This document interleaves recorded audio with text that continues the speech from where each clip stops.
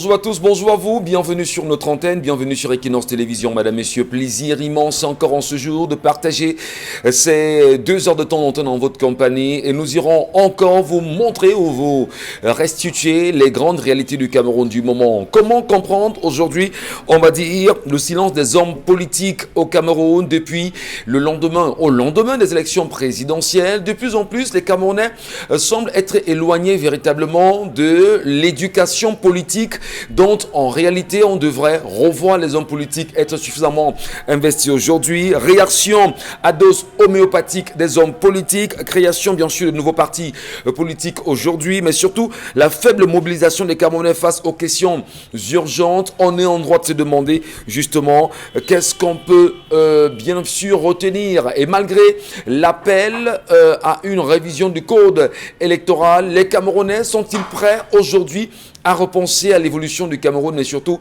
donner la chance au Cameroun de pouvoir se replacer sous d'autres cieux. Madame, messieurs, on en reparlera ce matin, mais surtout jeter un regard sur la France ce matin. Vous le savez, hier, toute la toile a été emballée après une gifle qu'aurait reçu bien sûr le président, qu'a reçu autant pour moi le président français Emmanuel Macron alors qu'il était bien sûr en déplacement dans le Drôme, c'est bien sûr un département français.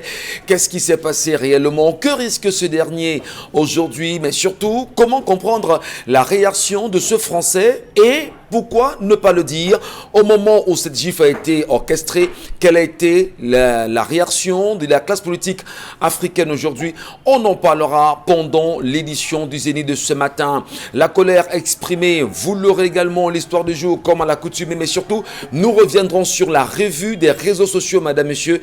Le Cameroun bouge et vous avec. Bienvenue à tous. En compagnie ce matin de Donald Brice Kamgan, Bonbon Bengan Kenji, Dominique Audrey Oyengelek et Dominique Pengou, nous sommes unis pour la même mission. Bonjour à vous et bienvenue. Bonbon Bengan, bon retour des congés. Merci, monsieur. Ça fait plaisir justement de vous retrouver. Hein? Ah, plaisir.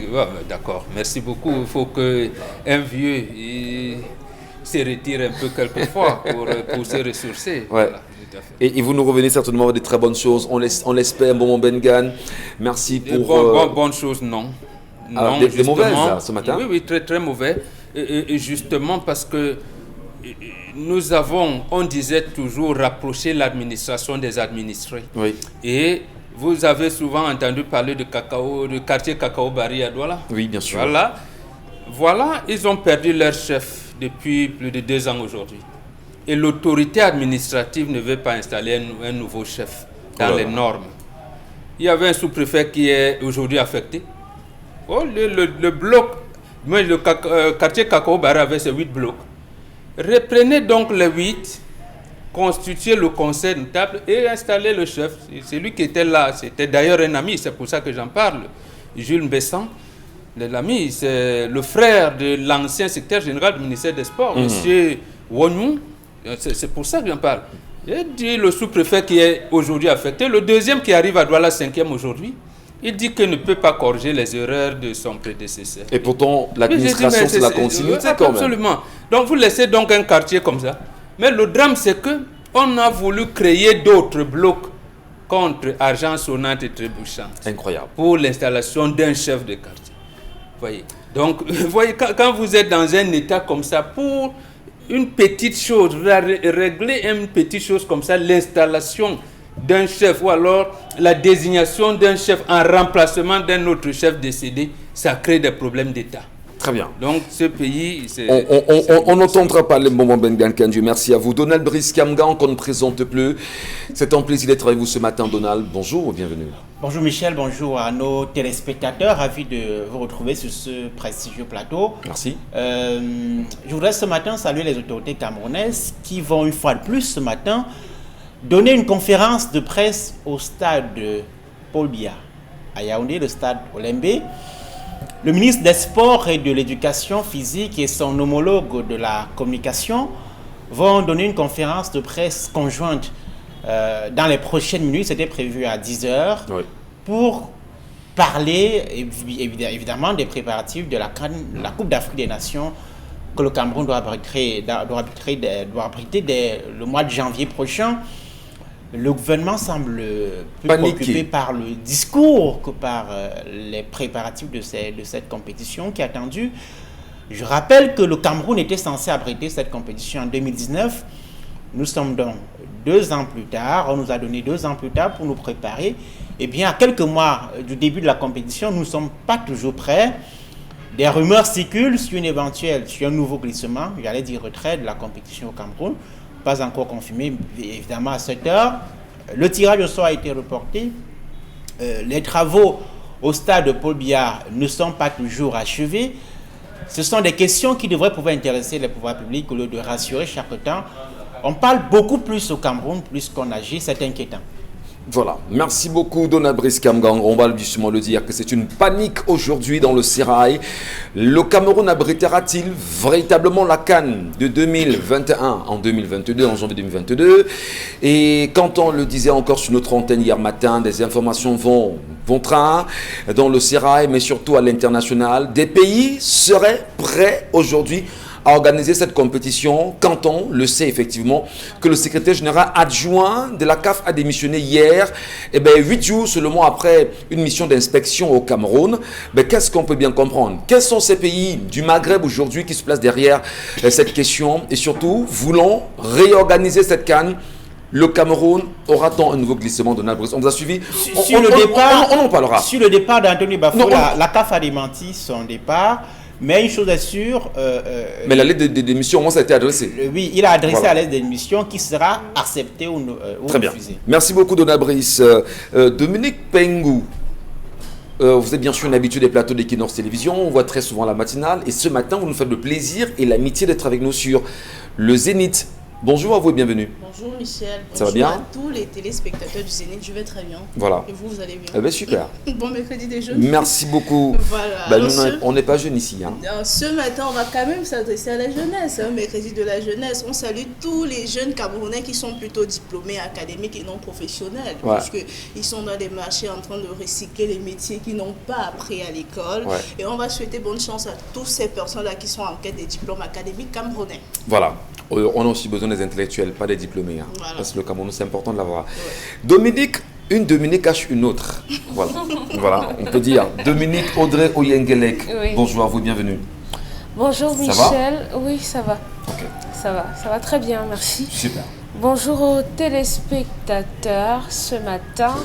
Qu'est-ce qu'on peut dire si ce n'est nos encouragements aux quelques femmes camerounaises qui ont décidé de prendre les choses en main et de dire stop, non à la mauvaise gouvernance, au détournement de fonds, à la guerre au nord-ouest et au sud-ouest Cameroun. Merci infiniment Dominique Audrey Oyengelek, madame, messieurs, restez sur Equinox Télévision. C'est 10-12 le Zénith qui se poursuit. Et ce matin, comme tous les matins, une histoire, parfois rocambolesque, mais une histoire incroyable ce matin. Tendez bien les oreilles. Dominique, on reste accroché à vos lèvres. Rebonjour aux téléspectateurs. Cette histoire, elle nous vient de Mini-Ferme. On est à Yaoundé, où une jeune femme nous écrit pour sa tante âgée de 39 ans. Elle dit que sa tante est très anxieuse. Depuis les 5 années que sa tante s'est mariée, malheureusement, cette dernière n'a pas encore réussi à donner un enfant à son mari. Sa tante est allée de traitant en traitant. Jusqu'aujourd'hui, elle n'a jamais eu de solution. Jamais elle n'est allée à l'hôpital. Lorsqu'il y a eu une sorte d'assise entre sa tante et elle, avec sa jeune nièce, elle a confié à sa nièce que, en fait, lorsqu'elle était plus jeune, elle a pratiqué des IVG, elle était jeune et naïve et tout. Et conséquence, elle se dit certainement que cette histoire ou bien ces différents actes sont la cause ou bien la conséquence aujourd'hui de ce qu'elle est en train de vivre dans son foyer. Donc cette nièce qui nous écrit de la part de sa tante âgée de 39 ans aimerait savoir s'il y a des chances que sa tante puisse encore avoir un enfant. Et par-dessus le marché, le mari de cette tante n'a jamais été au parfum de ce que cette dernière a pratiqué une IVG ou des interruptions volontaires de grossesse. Donc comment le dire à son mari pour que celui-ci au moins puisse le savoir et que ce soit un autre élément dans la quête d'un enfant, parce que c'est un élément nouveau qui peut changer radicalement la donne. Donc comment faire alors? Et une autre valeur d'éducation sur ce plateau chaque fois, Dominique Audrey, c'est de rappeler aux Camerounais et aux jeunes Camerounaises qui nous regardent que c'est interdit, c'est proscrit par la loi au Cameroun. L'avortement, voilà, peut vous valoir, doit même vous valoir dans la mesure d'une pratique qui s'avère vraie, une peine de prison et une condamnation assez difficile. Mais elle est cette dame qui demande aujourd'hui, peut-être son neveu qui demande à l'aider, sa nièce, sa nièce qui demande justement à aider sa tante à dire la vérité à son conjoint. Elle a pratiqué cela dans sa jeunesse. C'est assez compliqué quand même pour elle. Ben, est-ce qu'au moins dans votre échange, elle a accepté d'en parler à son mari? Est-ce qu'elle n'a pas des restrictions du genre je peux le lui dire et puis il ira chercher une autre femme avec qui il fait des enfants? C'est une éventualité, mais aujourd'hui, arrivé à 5 années de mariage et quelques années de concubinage et tout, elle est arrivée au point où il faut impérativement qu'elle le lui dise. Peut-être lui dire donnera la possibilité qu'on puisse trouver des pistes de sortie. Et également, je donne mon avis maintenant. On vous écoute, Dominique, puisque vous avez la parole. Oui, voilà. Donc, le dire à son mari fera qu'il puisse aller à l'hôpital. Avant de se rendre chez un traitant et tout ce que vous voulez d'à côté là, il est important de faire d'abord un bilan médical qui va vous dire si et seulement si lorsqu'on est la femme, si c'est la femme le problème ou bien si c'est l'homme le problème. Aujourd'hui, la sexualité engage tellement de choses que même les choses les plus banales peuvent être un problème. On peut avoir un homme, un conjoint, un partenaire qui développe une infection qu'on va banaliser. Parce qu'au réveil, alors qu'il allait uriner pour la première fois, il a du pus qui lui sort de l'appareil génital. Il va dire, oh, certainement c'est... comme ça, c'est rien d'important, mais au fond, il y a une maladie qui peut causer une infertilité au départ et une stérilité à la longue. Donc, on devrait être regardant sur... Mais on reste dans l'histoire quand même, hein, parce que... Je ne suis pas en dehors de l'histoire. Non, justement, vous n'êtes pas, mais je dis, si on se comprenait bien sur le cas de la dame, qui reconnaît quand même que dans la jeunesse, elle a posé des actes qui n'étaient pas conformes à ce qu'elle vit aujourd'hui. Comment est-ce qu'on peut l'aider à se soigner elle-même et à soigner son couple, fondamentalement? Pour soigner son couple, il faut dire à son mari. Lorsqu'elle aura dit à son mari, il faudrait que les deux aillent à l'hôpital parce qu'ils n'y sont pas allés.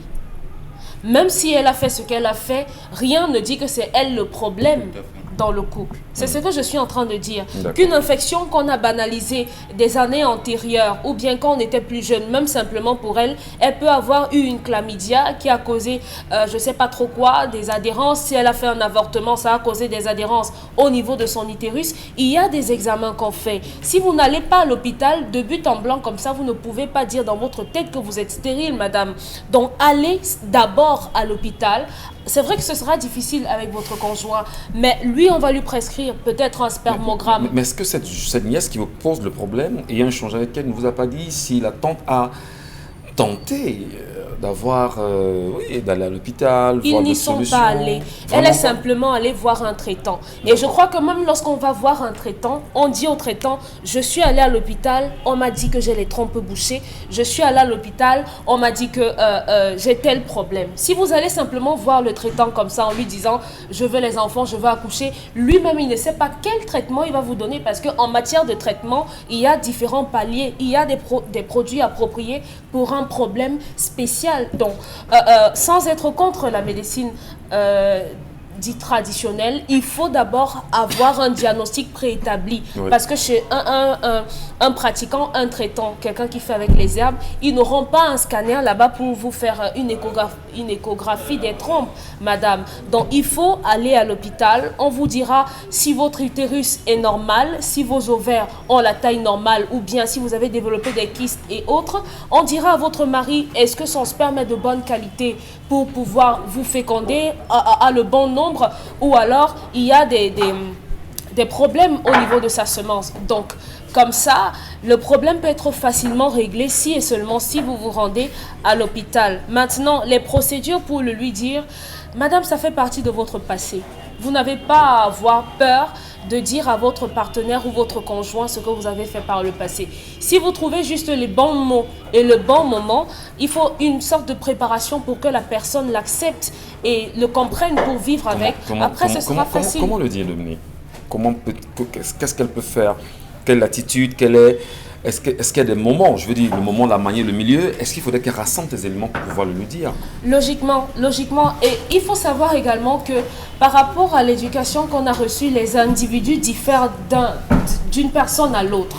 Je connais des gens qui écouteront facilement qu'une femme a pratiqué ce genre de choses et quelqu'un d'autre qui vous dira la première fois que j'entends qu'elle a fait ça, je la quitte.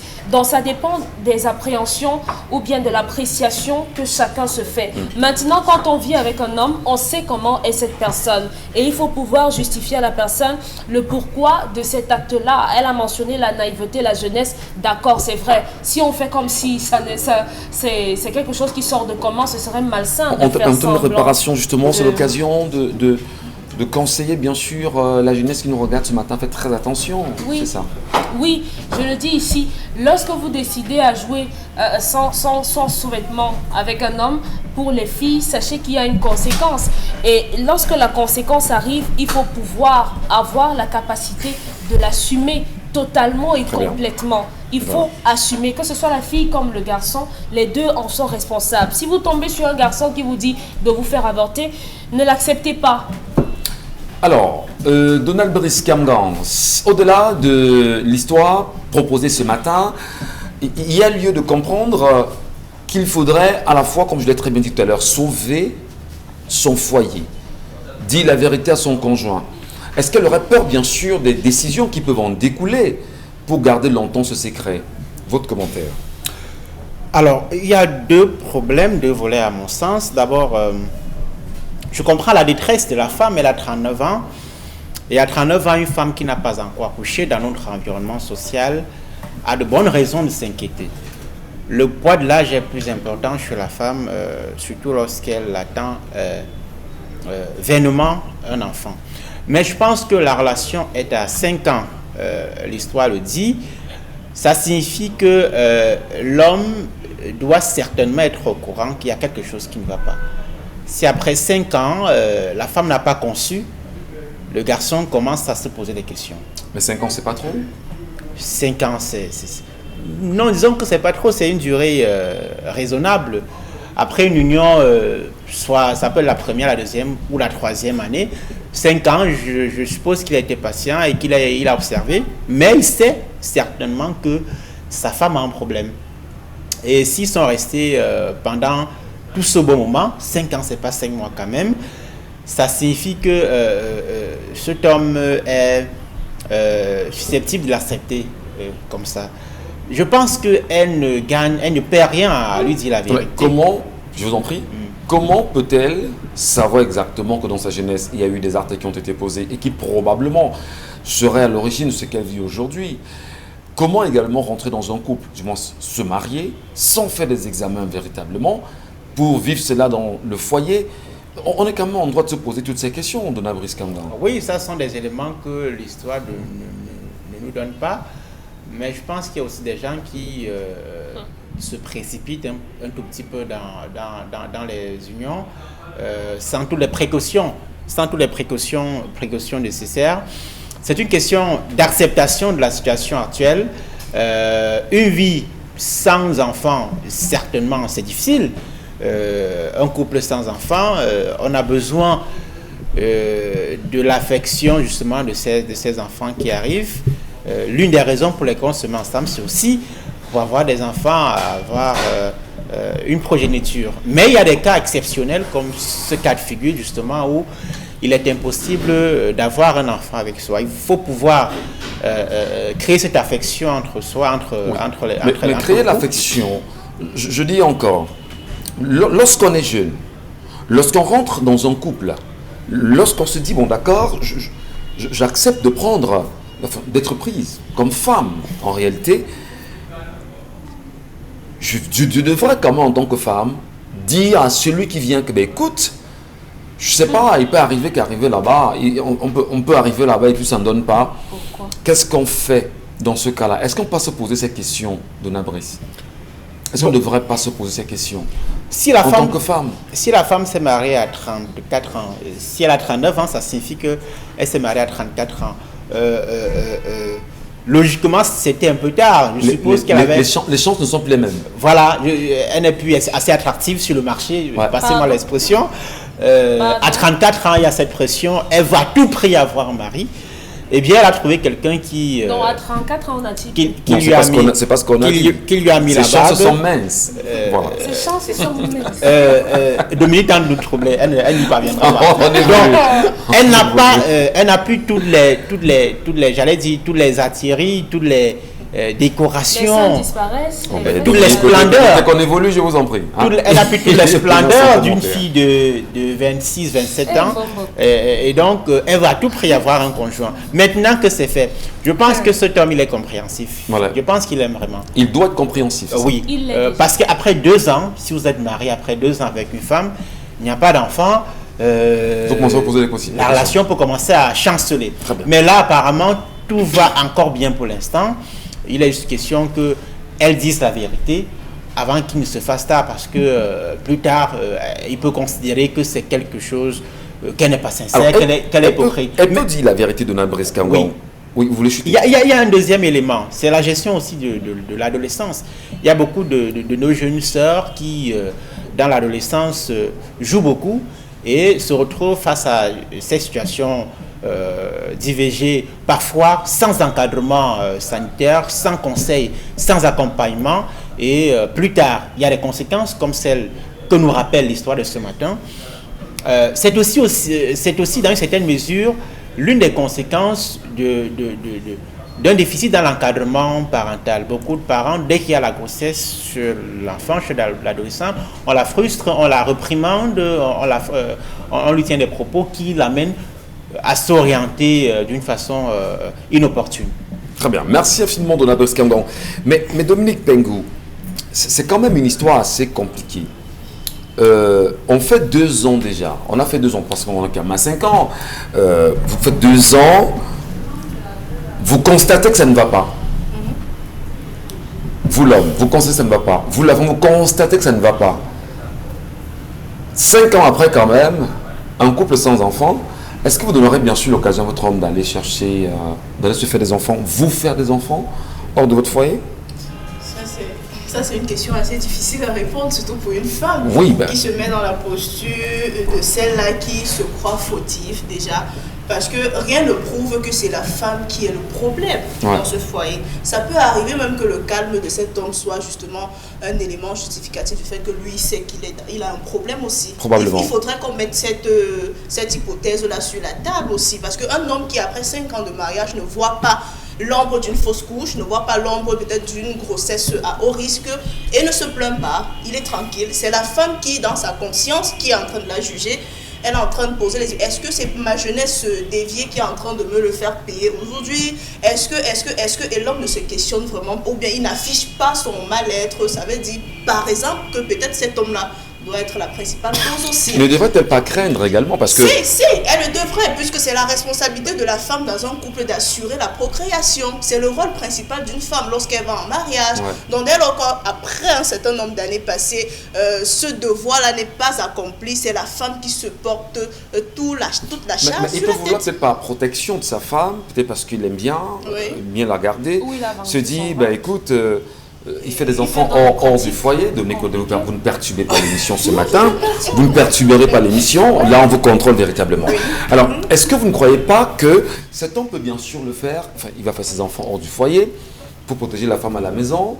Et sans pour autant lui dire, ça peut être une hypothèse. Oui, ça pourrait être un esquisse de solution qu'il a fait, peut-être sans toutefois annoncer officiellement. Peut-être il a observé, vous savez, généralement on pense que dans un foyer on cache beaucoup de choses aux partenaires, surtout quand il s'agit de l'homme. L'homme est souvent plus observateur, c'est lui qui a souvent la main mise et les yeux un peu partout. Donc peut-être soit cet homme s'est rendu compte du problème de sa femme et il a décidé d'avoir une solution, un plan B, qui peut-être va il va décider de le rendre officiel le jour où la femme prendra sur elle de faire véritablement ce qu'il faut faire, c'est-à-dire dialoguer avec son époux. Se dire, voilà, j'ai observé, on a fait 5 ans de mariage, moi j'ai pas eu de fausse couche, j'ai rien eu et ça m'inquiète. J'aimerais qu'on aille faire des examens, qu'on commence déjà par le début. Tous les deux. Voilà, tous les deux.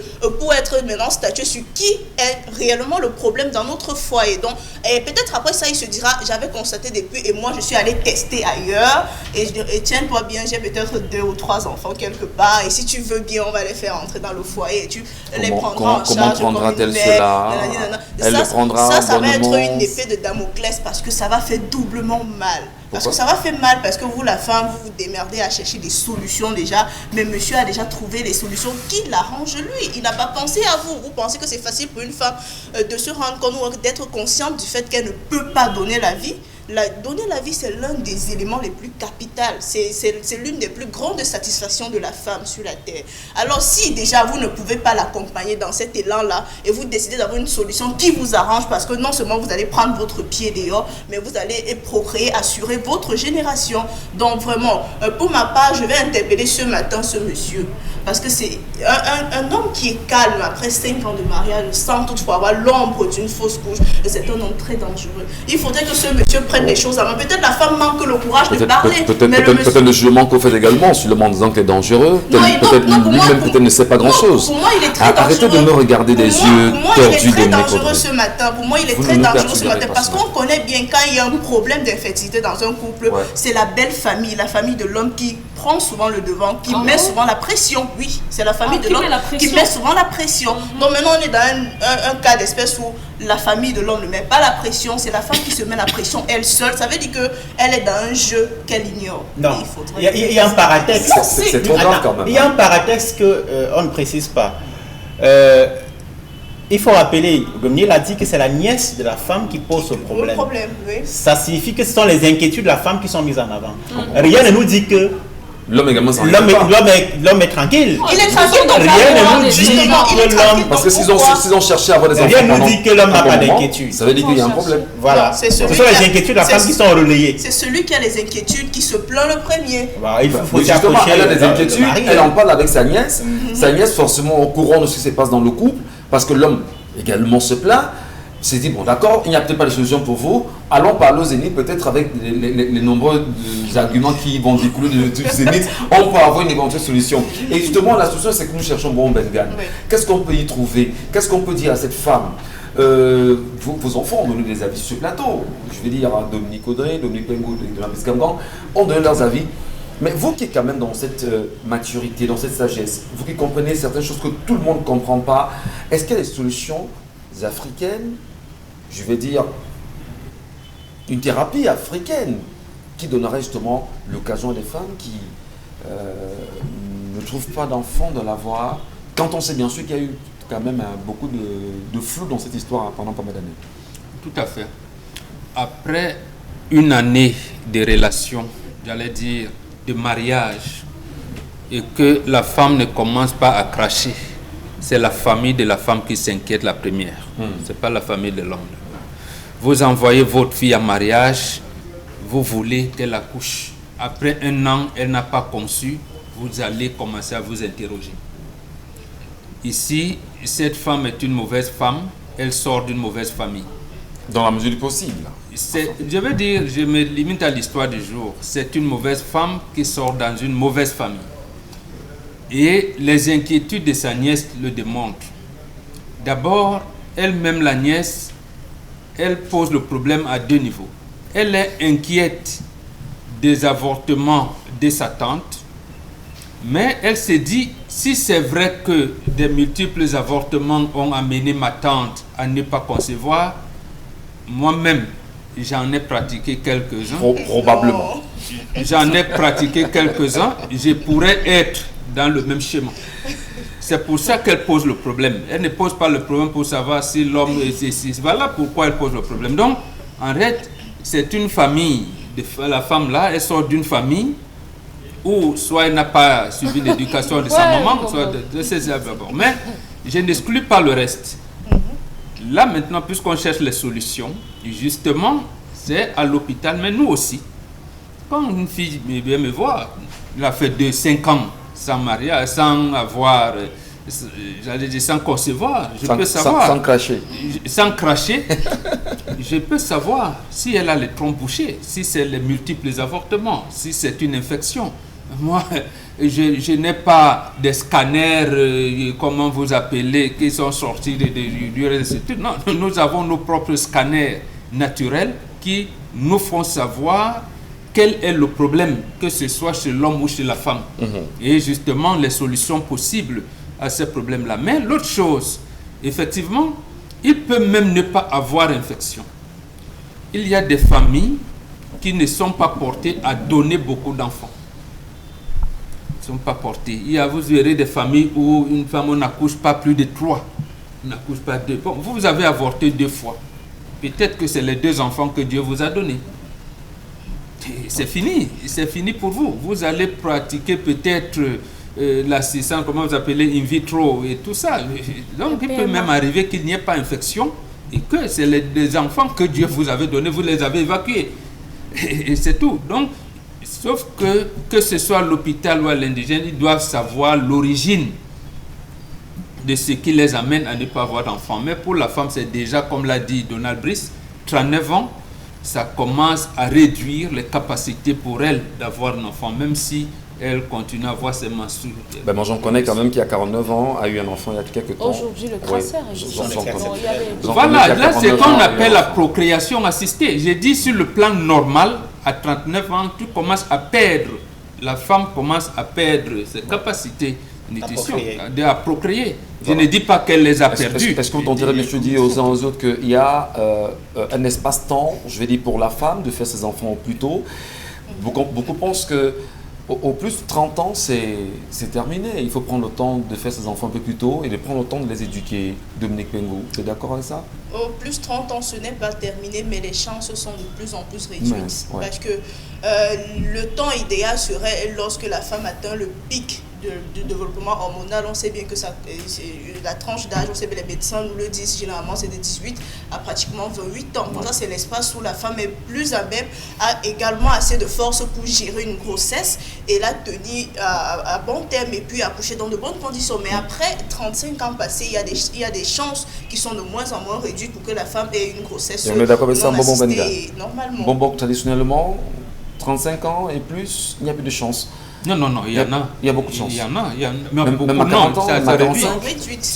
Les chances réduites, mais elle peut concevoir. Dès lors qu'elle continue à avoir ses menstrues, on peut, ce qu'on appelle, que ce soit pour l'homme ou pour la femme, il y a des médicaments qui renforcent j'allais dire les liquides hormonaux, que ce soit les spermatozoïdes chez l'homme ou les ovaires chez la femme, ça renforce, il y a des produits. En 30 secondes, la nièce qui pose le problème demande: est-ce qu'il y a des solutions traditionnelles? Si, il y en a, mais il faudrait aller chez le vrai, parce qu'il y a les charlatans aussi. Très bien. Merci infiniment. Allez, on vous salue, vous qui nous regardez ce matin et qui certainement traversez des moments difficiles avec de pareilles histoires. Des solutions, il peut y en avoir, mais toujours est-il qu'il faut se rendre toujours à l'hôpital, comme on le dit. Et là-bas, à l'hôpital, on vous donnera tout le diagnostic nécessaire, et même s'il faut se référer aux solutions locales, si vous voulez traditionnelles, il est important déjà de savoir exactement de quoi vous souffrez. Restez sur 10-12 du Zénith.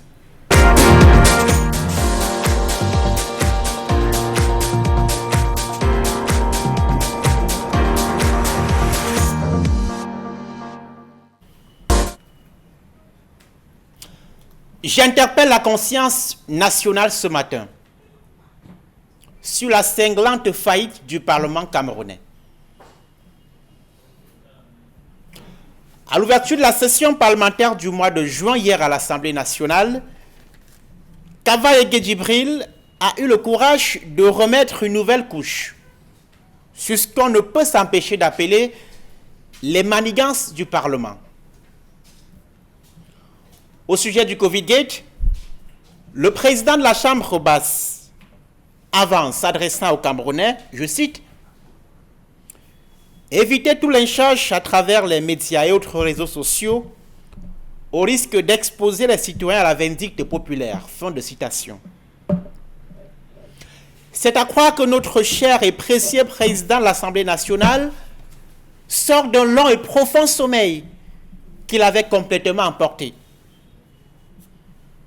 Qu'a fait le Parlement camerounais lorsque les citoyens, les lanceurs d'alerte, un député dénonçait, documents à l'appui, les surfacturations qui se sont opérées dans l'achat du matériel de lutte contre le Covid-19 au Cameroun? Qu'a fait le Parlement lorsque les procédures de passation des marchés publics ont été complètement foulées aux pieds lors du choix des entreprises devant fournir les kits de riposte contre le coronavirus?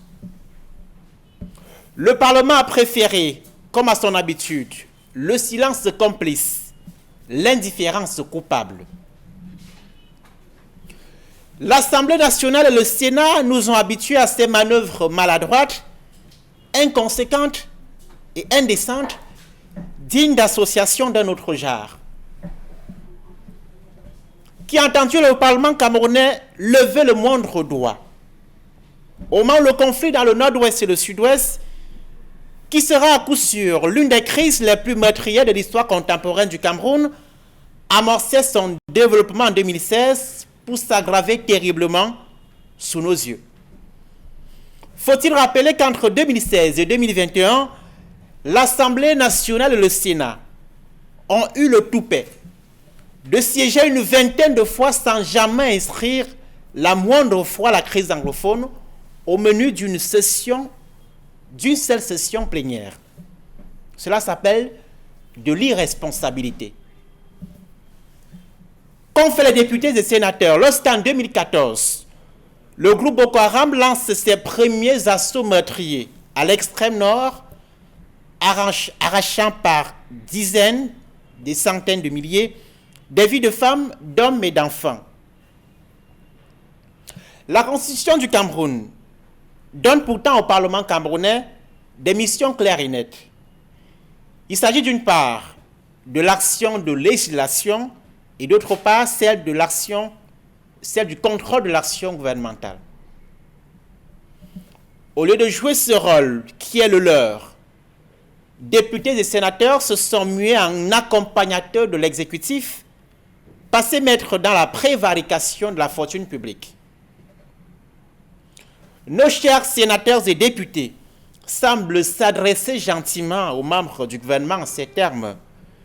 Eh bien, messieurs les ministres, voler, détourner à tout va, vous pouvez compter sur notre rôle de bouclier pour vous protéger le moment venu. Honte à ces pointeurs en écharpe tricolore de parlementaires qui se baladent à Yaoundé pendant que le Cameroun brûle. À demain. Merci infiniment Dona Brice Kangang pour cette prise et surtout pour cette conscience nationale que vous nous imposez également ce matin. Eh bien, nous tenterons nous aussi de comprendre qu'est-ce qui s'est réellement dit hier à l'ouverture de la session parlementaire de juin 2021. Kavaye Yegye Djibril, le président de l'Assemblée nationale, dans un discours qui a fait quelques minutes quand même, est revenu sur quelques faits réels que traverse la nation aujourd'hui. Eh bien, Dona Brice vous a fait savoir quand même qu'on n'a pas compris jusqu'à présent pourquoi la question de la crise anglophone n'est toujours pas en débat au sein de l'Assemblée pour trouver des solutions évidentes. Qu'est-ce qui fait problème? Qu'est-ce qui coince? Qui sont ceux qui sont tapis dans l'ombre? Ne voulons pas véritablement que l'on puisse ouvrir les débats autour de la question de la crise anglophone et comment regarder, on va dire, les hauts commis de l'État en fonction aujourd'hui face aux nombreuses gabégies financières orchestrées dans la République aujourd'hui. Des questions évidentes qui sont bien sûr en débat. Des avis sont attendus. Nous vous lirons tout à l'heure. Mais commençons avec vous, bon Bengan Kandji. Vous l'avez certainement écouté comme bon nombre de Camerounais hier. Cavaillé, l'honorable Cavaillé Yegye Djibril. Vous y avez retenu grand chose de son discours, vous? Oui, beaucoup de choses d'ailleurs. Beaucoup. Enfin, D'abord, son discours d'ouverture de la session parlementaire. C'est vrai, je suis d'accord avec lui, Cavaillé Djibril, lorsqu'il demande d'abord qu'on laisse l'information judiciaire terminée. Pour ça, je suis d'accord avec lui sur ce triste point. C'est parce qu'aujourd'hui, lorsqu'on ouvre une enquête, lorsqu'on met les membres du gouvernement en examen, peut-être faudrait, parce qu'on risque, lorsque l'information judiciaire est à ce niveau, c'est pas bien que ce soit ouvert et tout là. C'est secret, il y a le secret de l'instruction. Alors, il y a le secret de l'instruction. Voilà. Il parle également de la présomption d'innocence qui reviendra encore aujourd'hui. Mais sauf que, pour le reste, comme Donald Brice l'a développé, je suis convaincu que profitant de cela, ils vont justement se ruer dans les dispositions de notre constitution qui fait du Parlement camerounais, j'allais dire, le statut de sous-tutelle du gouvernement. Je répète, les termes sont de moi, le Parlement camerounais est sous la tutelle du gouvernement. Parce que la Constitution dit quelque part, oui, pouvoir législatif, pouvoir. L'article 8 relisé. L'ordre du jour de l'Assemblée nationale tient en priorité l'ordre du jour défini par le gouvernement. Or, apparemment, le Parlement peut contrôler, ou alors doit contrôler l'action gouvernementale. Mais vous allez contrôler l'action de quelqu'un qui vous dit que ne venez pas, il faut parler de ceci. Bon, vous voulez parler de la crise du Nord-Ouest, vraiment, ce n'est pas dans mon programme, parler de la maison des gorilles. Bon, vous allez contrôler quoi pour quelqu'un qui vous oriente dans votre travail? Vous voyez, c'est un peu ça l'ambiguïté. Donc, et le gouvernement, le pouvoir en place, c'est surfer sur ça. Puisqu'on sait, tout le monde attend, et que la justice qui s'est saisie du dossier, parce que là, il faut peut-être également apprécier la justice, qui n'a pas attendu le rapport final, par exemple, de la Chambre de comptes pour engager, parce que la justice peut se saisir du dossier par un article de presse. Il y a des engager des examens. Il y a quand même eu une injonction de la présidence de la République, dit-on par le chef de l'État. Mais si on parlait de l'injonction du président de la République, là, je condamne le président de la République. Pourquoi envoyer un rapport qui n'est pas signé? Voilà, lui apparemment c'est lui le premier magistrat, mais il a le rapport que le tribunal criminel spécial a pris n'était pas signé par la Chambre, donc pourquoi il envoie? Là, moi je le condamne à ce niveau-là, mais je donne tout l'honneur aux magistrats qui peuvent se saisir d'un article de presse, ils peuvent se saisir pour ouvrir une enquête.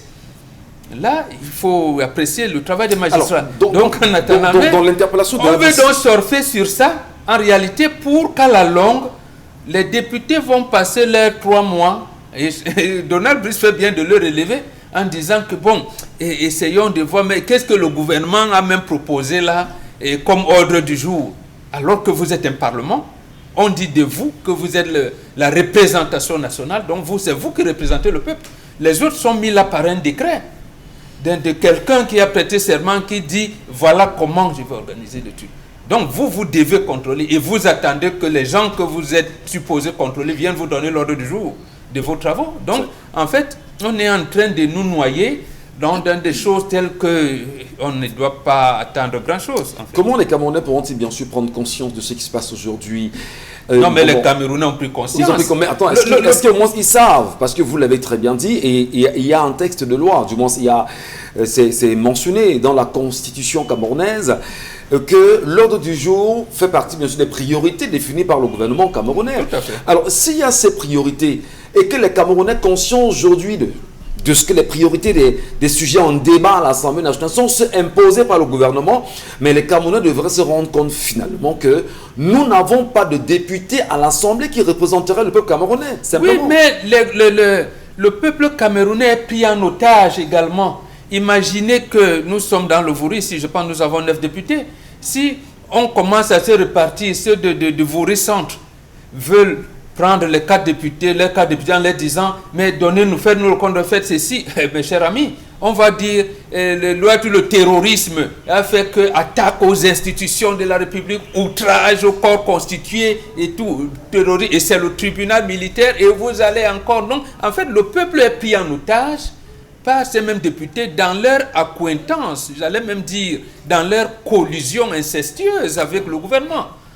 Alors on le sait justement, à l'ouverture de cette session parlementaire de juin 2021, les 2 sujets majeurs sur lesquels le Parlement devrait surfer, c'est la question concernant les coupures d'électricité au Cameroun qui sont devenues majeures, mais surtout revoir les questions liées au foncier ou encore au domaine privé, si vous voulez, de l'État ou pas.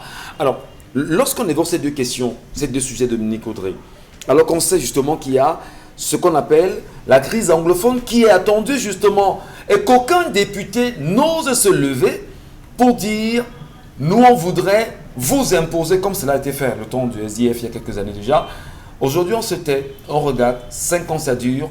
Finalement, qui sont ceux qui disent représenter le peuple là-bas? Devrait-on vraiment les considérer comme les députés? Pour ceux qui les considèrent ainsi, oui.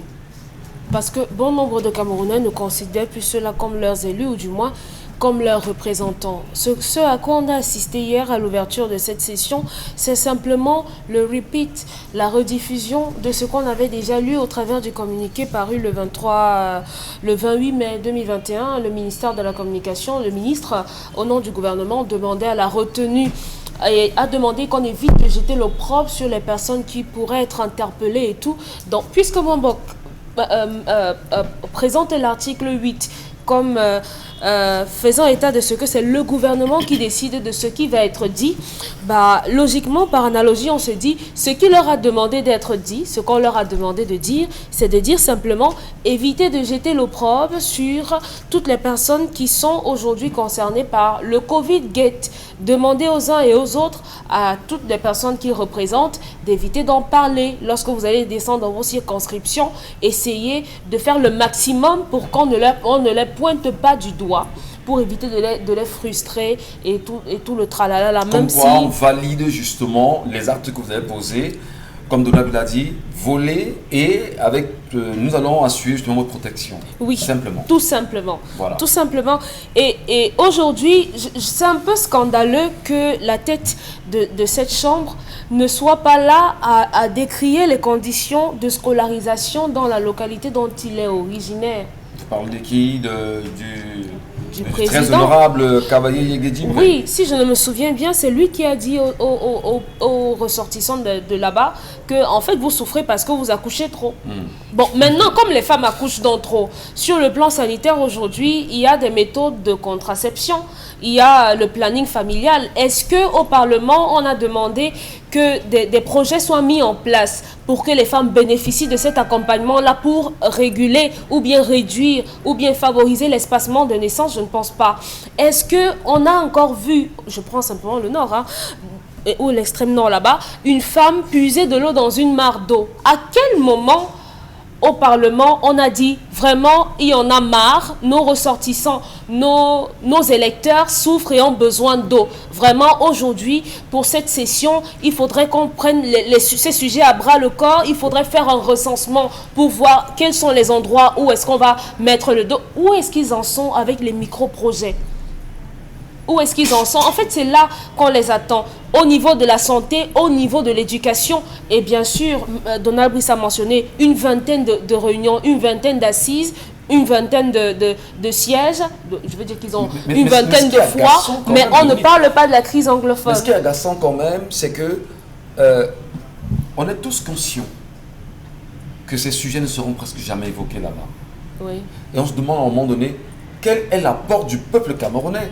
Qu'est-ce que le peuple camerounais peut et doit faire pour faire pression sur le Parlement, pour faire pression sur le gouvernement, pour faire pression sur le chef de l'État pour qu'on puisse insérer des questions urgentes quand même de la nation, notamment la crise anglophone aujourd'hui. Le peuple n'a-t-il pas justement un rôle? On s'en souvient que le 22 septembre dernier, ils sont sortis et ont tenté bien sûr de se faire entendre. Beaucoup ont été embastillés, sont encore dans les prisons aujourd'hui. Mais est-ce que c'est suffisant pour se taire? C'est un début. Mbombo dira qu'on devrait commencer par l'éducation de masse. On devrait d'abord éduquer les Camerounais à ce qu'ils doivent à ce que c'est leur droit. Qu'est-ce que les Camerounais ont le droit d'avoir? On a le devoir de vous donner de l'eau. C'est votre droit le plus fondamental et vous devez le revendiquer.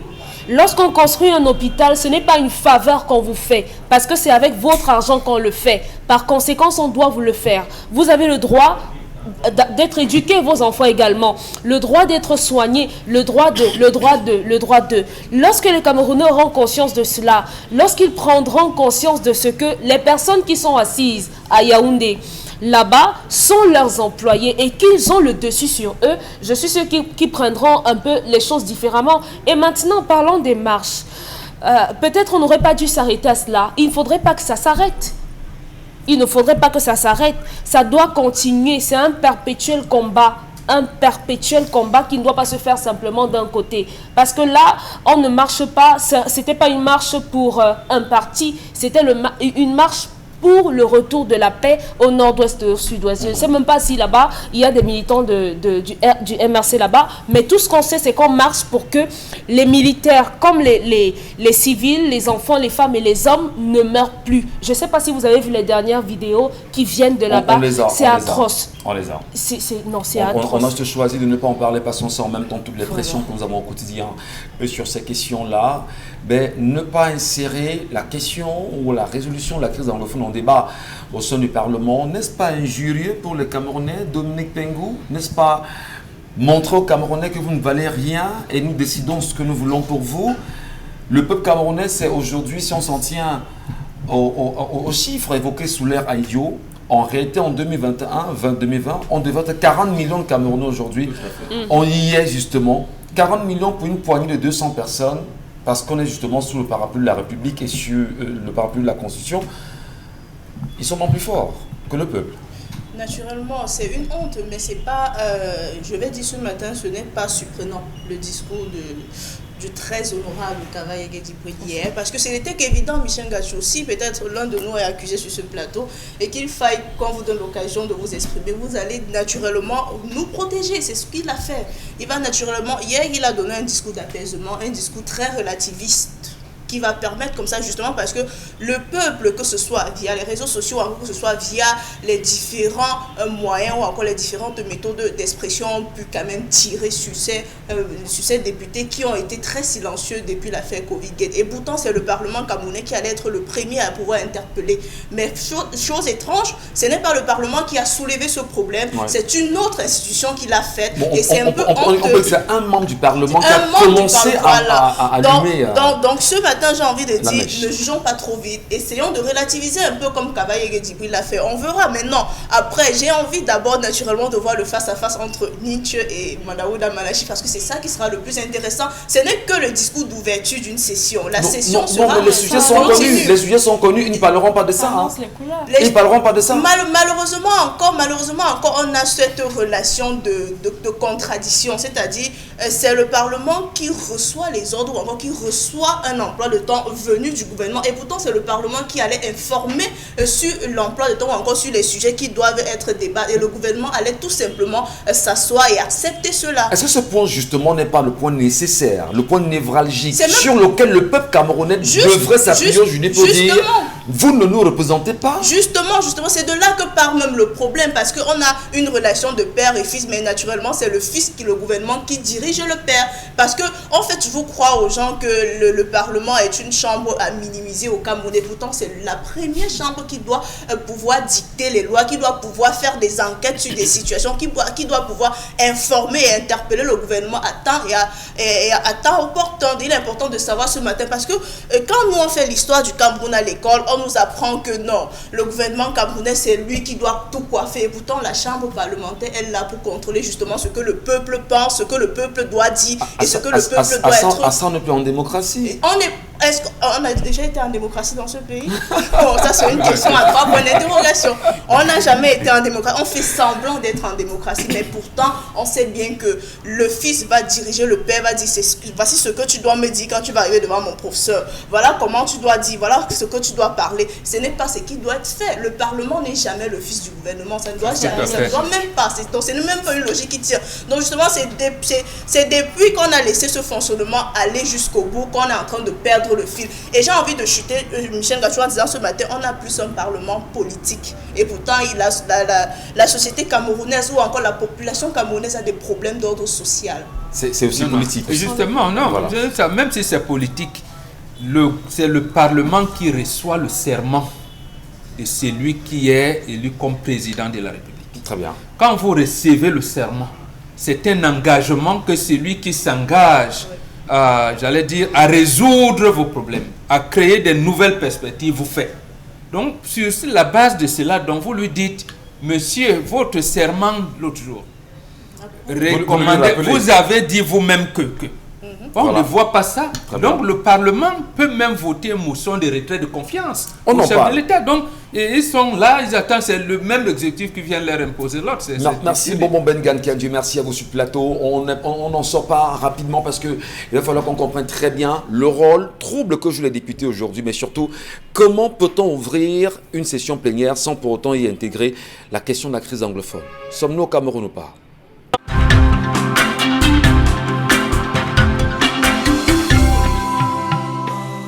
Ça bouge en même temps au Cameroun, mesdames et messieurs. Bonjour à vous, bonjour à tous. Si à l'instant vous vous joignez à nous sur cette antenne, le programme c'est 10-12 le Zénith. Et vous êtes nombreux chaque matin à prendre, on va dire, le pouls du Cameroun aujourd'hui, mais aussi à l'international. Va-t-on dire finalement que des examens, du moins les épreuves des examens en ce qui concerne l'histoire et la géographie au Cameroun, ça va bien aujourd'hui.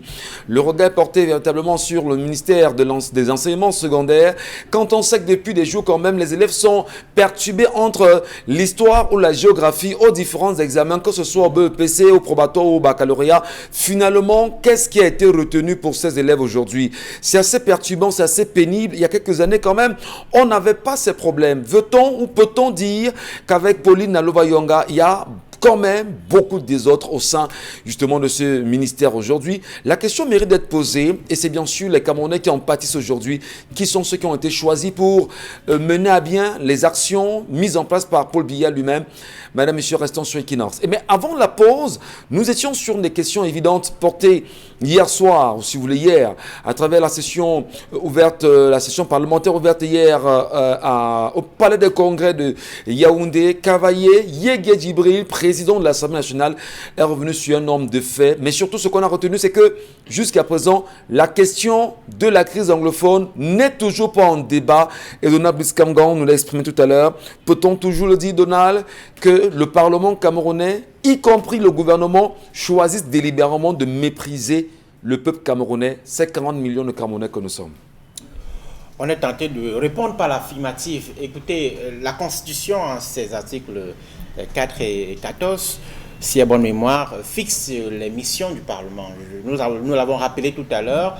Le contrôle de l'action gouvernementale, ça se fait à travers les questions orales lors des sessions parlementaires, comme celle qui est en cours à l'Assemblée nationale, mais aussi à travers les commissions d'enquête parlementaire qui sont plutôt très rares, j'allais dire rarissimes, sur la scène nationale. On n'en entend presque plus parler, mais aussi l'action de législation qui est celle qui est visible.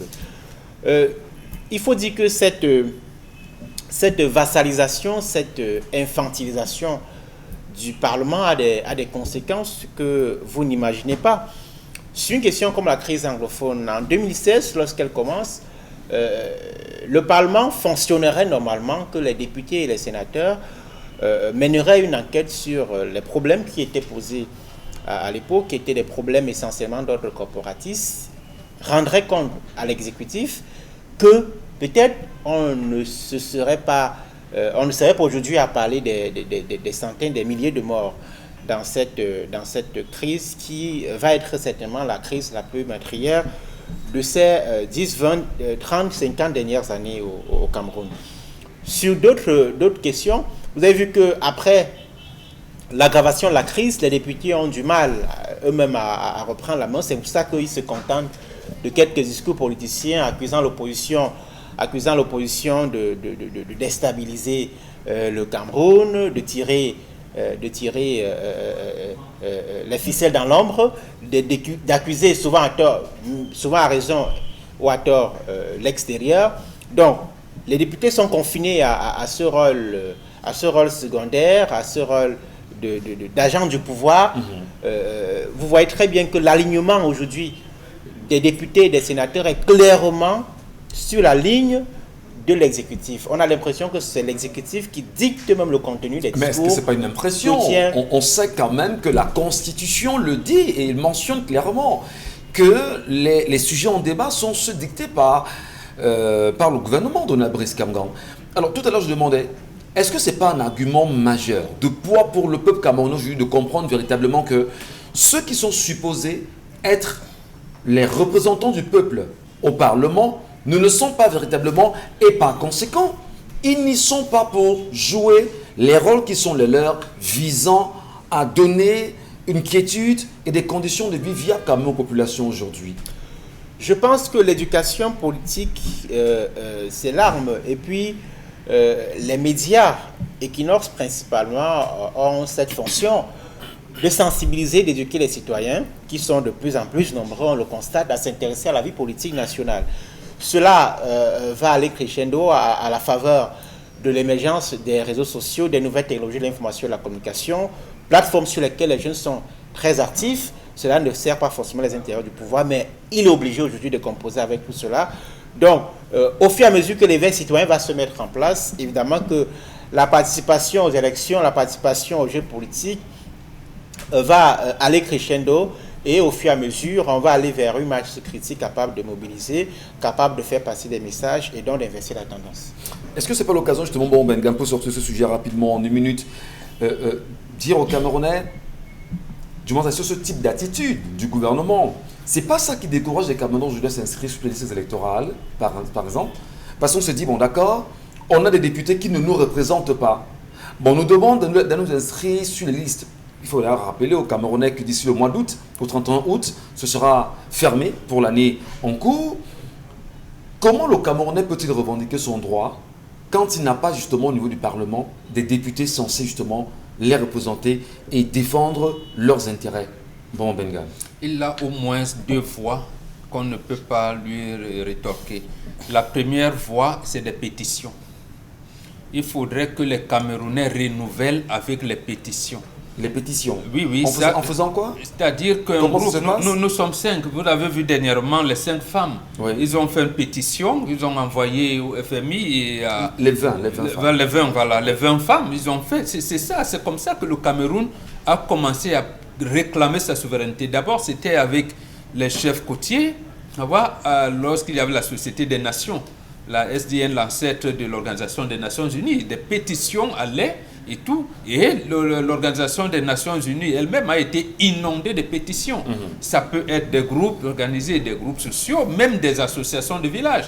Parce qu'à l'époque, nous, on avait des associations de villages. Les Solibabi, le Koumzé, Foulameyon et tout. C'était l'association Béti traditionnelle de Béti. Il y avait ces associations, comme dirait villageois, qui ont inondé ces instances internationales de pétition. La deuxième, donc là, il faut dénoncer tout ce qui est contraire aux intérêts des populations. En faisant quoi? Là, localement. En faisant quoi? Parce que la question mérite d'être posée. En faisant quoi? Parce qu'on se rend compte aujourd'hui que les Camerounais, même sur les réseaux sociaux, lorsque vous dénoncez, il y a d'autres Camerounais qui vous combattent sur les réseaux sociaux. Ça a toujours été comme ça. Ce sera toujours comme ça. Ce sera toujours comme ça, effectivement. Même, il y a toujours des traits. Il y a ceux qui, j'allais dire, ils s'accommodent de l'orientation du bourreau. Vous allez faire comment? Si vous pouvez, comme la politique, et j'allais dire, c'est une affaire comment je vais dire ça? De force. On parle de rapport de force. Oui. Vous développez un rapport de force qui puisse qui vous est favorable et imposer cela parce que vous le faites même pour leur intérêt. Donc vous ne pouvez pas. Maintenant, la Déclaration universelle des droits de l'homme nous donne même la possibilité de nous ériger contre les lois de la République. Vous lisez le 3e considérant. Vous estimez que vous êtes dans un pouvoir qui vous opprime, qui vous tyrannise, vous avez le droit de vous lever contre la tyrannie, contre l'oppression. Mais justement, quand vous êtes encadré par les juristes, par un certain nombre de choses, donc les sous-préfets, d'abord le chef de quartier, les sous-préfets, tous les autorités administratives sont inondés de ces populations-là. Vous allez voir que vous allez crescendo, palier par palier, gagner le pouvoir parce que il n'y a pas autre moyen de voter une motion de retrait de confiance au Parlement que de procéder de cette manière. Par une pétition. Oui. Merci beaucoup, Mohamed Gan. En espérant bien sûr que le peuple camerounais qui nous regarde ce matin comprend grandes choses justement à la gestion du Cameroun aujourd'hui. Mais surtout, l'affaire Covid-Gate, on le sait, le Parlement voudrait, à travers le président de l'Assemblée nationale, qu'on n'en parle plus assez et qu'on laisse la justice décider. Mais comment peut-on ne pas en parler quand on sait en même temps que l'accès à l'information au Cameroun est un problème majeur? Comment peut-on ne pas en parler quand on sait en même temps qu'il y a quand même 180 milliards de francs CFA qui ont été, on va dire, croqués en plein dents et 24 administrations sont mises en cause. Donald Pescam pour en sortir. Oui, l'espoir. Une dernière chose. Justement, sur le discours du président de l'Assemblée nationale, nous sommes tout à fait d'accord avec Bonbon qu'il faut laisser la justice se mettre en place. Encore que on peut s'interroger sur l'indépendance de la justice, c'est un autre débat. Si vous connaissez l'affaire Jérôme Cahuzac en France, moi je connais très bien l'affaire Jérôme Cahuzac. Jérôme Cahuzac, c'est un homme d'État français, ancien ministre délégué au budget, bien sûr, sous François Hollande. Oui. En 2012, le site d'information en ligne Mediapart rend public une enquête sur ses biens en Suisse. Il est accusé de fraude fiscale précisément. Et, il est accusé d'avoir des avoirs qu'il n'a pas déclarés dans des comptes bancaires en Suisse et à Singapour. Qu'est-ce qui se passe? Une enquête judiciaire est ouverte et le jour où l'information judiciaire commence, François Hollande, à l'époque président français, nous sommes en 2013, lorsque l'information judiciaire commence en juin 2013, François Hollande annonce la démission de Jérôme Cahuzac. Ça s'appelle le sens de l'honneur et le sens du respect de la République. Très bien. Donc, ça dit qu'au Cameroun, on s'attendrait justement à ce que, au moins, Paul Biya demande à ses ministres de se mettre de côté. Actualité pour actualité, on dirait que ça, c'est la France. En Afrique du Sud, au moment où nous parlons, le ministre de la Santé est suspendu de ses fonctions parce qu'il est accusé de corruption dans le cadre de la gestion de la crise à coronavirus. Merci infiniment, Dona Brice Kamgang. Le Cameroun, en même temps, les ministres sont encore en fonction. Les 24 ministères concernés aujourd'hui sont toujours, on va dire, sous silence. On n'en parle pas. Et depuis des semaines quand même, les Camerounais devraient-ils se lever pour demander à Paul Biya de mettre de côté, bien sûr, ces ministres afin de permettre à la justice camerounaise de faire son travail véritablement et que ces derniers puissent répondre, bien sûr, leurs accusations devant la justice. Pourquoi parler aujourd'hui de présomption d'innocence? Pourquoi vouloir blanchir des Camerounais? Pourquoi vouloir protéger ceux qui sont reconnus comme étant ceux investis dans cette gabegie financière? Madame, Monsieur, le sujet mérite d'être toujours en débat jusqu'au moment où, bien sûr, la justice nous donnera les comptes attendus. Mais surtout, on ne s'éloigne pas des sujets fondamentaux. On sera en train de passer, bien sûr, à un gré à gré. On ne fermera pas les yeux là-dessus. Dominique Audrey, les messages ce matin. Jocelyne Chapga, on est sur la page d'Equinox. Jocelyne Chapga dit « Une femme qui n'arrive pas à accoucher, il y a toujours un truc qu'elle ne dit pas. Quelqu'un ne peut ne pas accoucher comme ça, sans raison. Et comme les femmes mentent comme elles respirent. » Vraiment. Surtout quand leur visage Vous est dites calme. vraiment.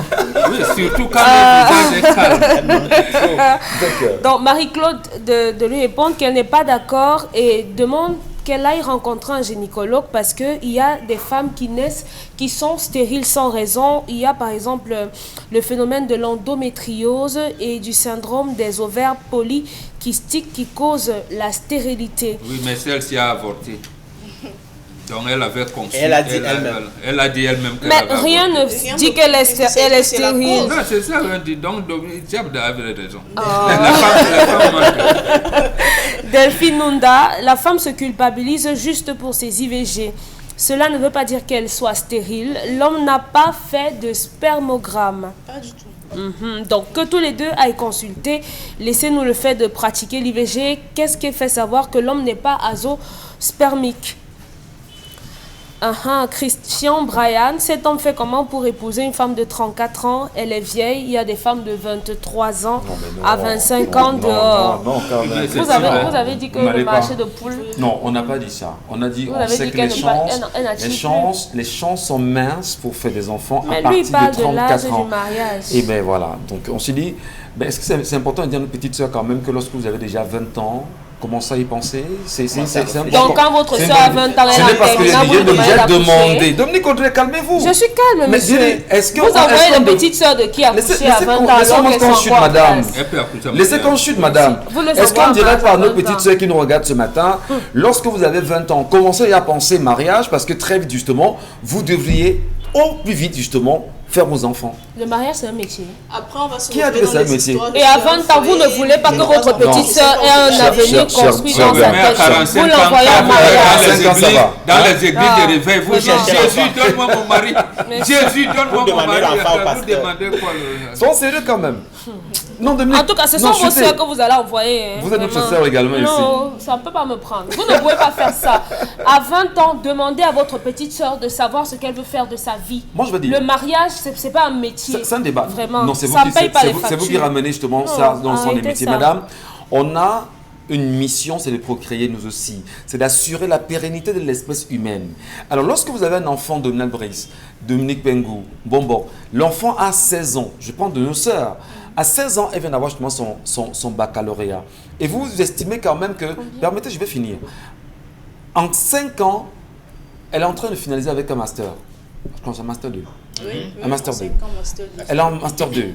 Vous ne direz pas à cet enfant, nous croyons qu'à partir de 20 ans, tu as eu le temps justement de connaître quelqu'un, que les parents ont pris le temps d'encadrer tous les deux, et on estime qu'à 21, 22 ans, vous êtes prêts bien sûr à vous marier. Pourquoi? Parce qu'on fait ces enfants tôt, on grandit avec ces enfants, on a toutes les chances nécessaires de leur donner la meilleure éducation possible. Parce qu'en réalité, lorsque vous aurez 50 ans ou 60 ans, vous serez très heureux de revoir votre fils qui a 40 ans ou 40, ou je sais pas, ou 35 ans. Et surtout votre que fille, cet enfant doit grandir dans un cadre familial. Voilà. C'est important au monde de le dire. Félicitations. Donc maintenant, vous avez fini Il de n'y a, dresser... pas de métier. C'est pas un métier. Vous avez fini de peindre le tableau. C'est ce que vous avez dans votre tête. C'est pas un Maintenant, dans votre voisinage, dans votre environnement immédiat, c'est comme ça que ça se passe.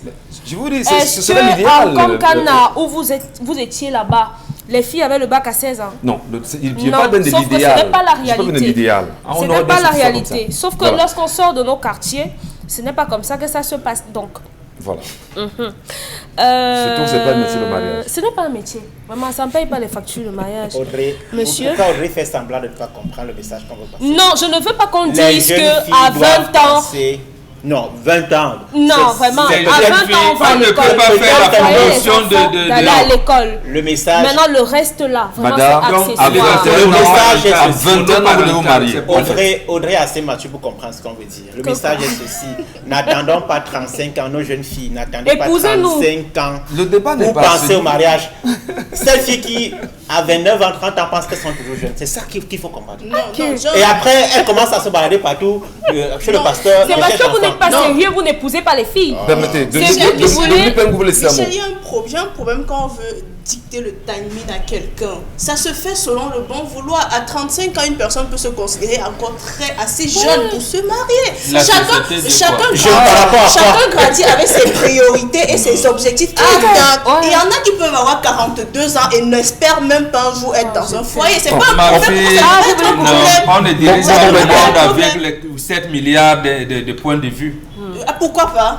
Nous sommes 7 milliards d'individus au monde. On ne dirige pas le monde avec 7 milliards. Est-ce que 7 milliards de La société recommande que vous pouvez avoir une ménopause, non? Oui. Ce n'est pas les hommes qui ont imposé la ménopause aux femmes. Du tout. Voilà. Non, ce n'est pas les hommes qui l'ont imposé. Vous parlez de parenté responsable. Oui. L'enfant mérite, j'allais dire, son épanouissement au sein d'une famille. Oui. On vous dit donc, comme dit Michel Gatou, commencer à intégrer l'idée de la famille à 20 ans pour la fille, c'est mauvais en quoi? Vous êtes d'accord que toutes les filles ne peuvent pas donc intégrer Intégrer déjà ça. Pourquoi il y a la norme? Parce que la vie c'est un choix. Non, Michel, non, la c'est vie, pas un non, choix. Qui décide de non? Si, je peux décider, moi, Dominique Perron, que je ne me marierai jamais. Oui, ça c'est un Je choix. m'engage. Ça c'est un choix. Voilà. Mais non, Pourquoi me de l'imposer façon à 20 non. ans, tu dois Pourquoi commencer à vous penser au voulez- mariage? On n'impose pas, justement. Pourquoi vous parlez? Justement, c'est le comportement des enfants d'aujourd'hui, de voir toujours tout en affrontement. On vous dit, commencez à mûrir On n'a votre pas dit idée d'accoucher à 20 de ans. telle manière que On ne le le dit gars pas. avec qui tu viendras faire l'enfant, tu intègres d'abord Voilà. que vous devez vous deux être des parents responsables. C'est mauvais très en important. quoi? Bon, vous, Donald, vous avez... Non, ça va, c'est bon. Non, c'est à bon. 20 ans, il faut Épousez-moi. commencer à y penser. Oui, Ça ne oui. veut pas dire qu'à 20 ans, il faut avoir un enfant. C'est pas ce qu'on dit. Vous êtes un homme, on se Mais si marie vous avez un enfant à vous 20 avez ans, c'est déjà toujours bien. commencé à Il faut le préparer dire. votre Hein. progéniture Si vous avez un aussi. enfant à 20 ans, c'est toujours bien, c'est pas mauvais. D'avoir un enfant à 20 ans. Merci beaucoup. Dans un instant, madame, messieurs, on va marquer une pause sur notre antenne et nous serons bien sûr avec nos amis de Green Home Dépôt. Ils sont avec nous ce matin sur Equinox Télévision et dans le cadre de 10-12, le Zénith.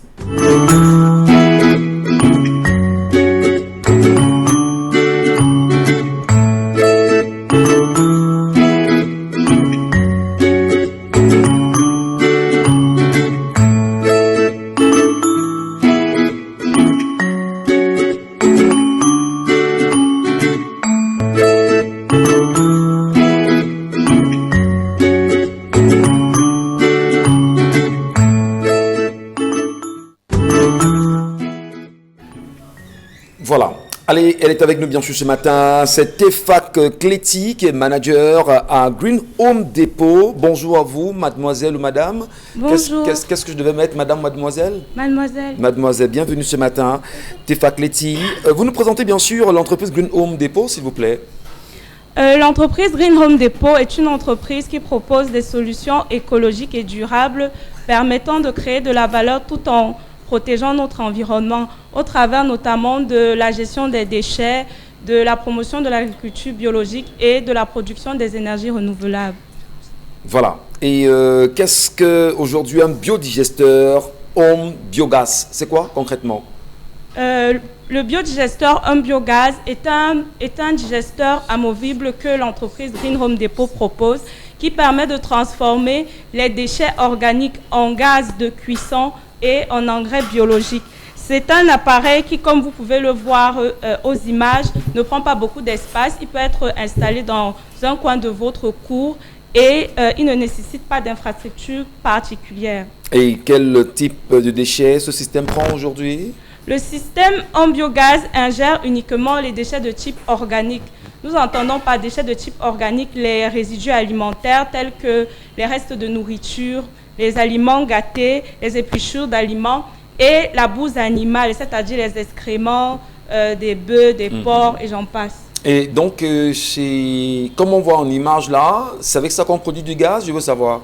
Oui, c'est avec cet appareil qu'on produit du gaz. Cet appareil est connecté à une plaque adaptée au biogaz qui ressort de ce digesteur et vous avez votre gaz grâce à vos déchets. Et donc, quelle est bien sûr la valeur ajoutée de l'engrais organique Home Biogaz? L'engrais produit par Home Biogaz a l'avantage d'être 100% organique. Il permet de ce fait de protéger le sol, de régénérer les sols, d'améliorer la rentabilité agricole et également il ne coûte rien vu qu'il provient de la digestion de vos déchets. Très bien. Alors, on parlera aussi des avantages. Quel avantage donc à opter pour l'utilisation d'un système Home Biogaz? Adopter un système Home Biogaz, c'est opter pour une solution complète de gestion des déchets organiques au sein de nos ménages, dans nos quartiers, dans nos villes, mais c'est également opter pour la création des énergies propres telles que le biogaz et l'engrais biologique qui est produit par notre biodigesteur Home Biogaz. Donc, quand on parle de biodigesteur, c'est ce qu'on voit là en image, c'est un type d'appareil noir, ce que je vois là? Oui, c'est ce système qui est noir. Voilà. Et c'est assez intéressant quand même. Hein. Et quelle référence est garantie à donner aux téléspectateurs qui nous regardent ce matin? Qu'est-ce que vous leur dites concrètement pour qu'ils soient rassurés que c'est un produit sur lequel on devrait s'arrêter, l'utiliser et s'en servir véritablement, Tefak Kleti? Les systèmes Home Biogaz sont utilisés dans plus de 92 pays. Ils ont des normes de sécurité élevées. Ils sont certifiés notamment ISO 9001 et 14001. Vous avez également une garantie de 2 ans, un service d'après-vente de 2 ans et ces systèmes ont une durée de vie moyenne de 15 ans. Alors, et non seulement vous le dites très bien, pour ceux qui nous regardent ce matin, on peut au moins avoir une idée sur les contacts. Comment vous contactez pour s'en procurer Home Biogaz? Alors, nous sommes situés à Douala, à Yaoundé, à Bafoussam et à Ngaoundéré.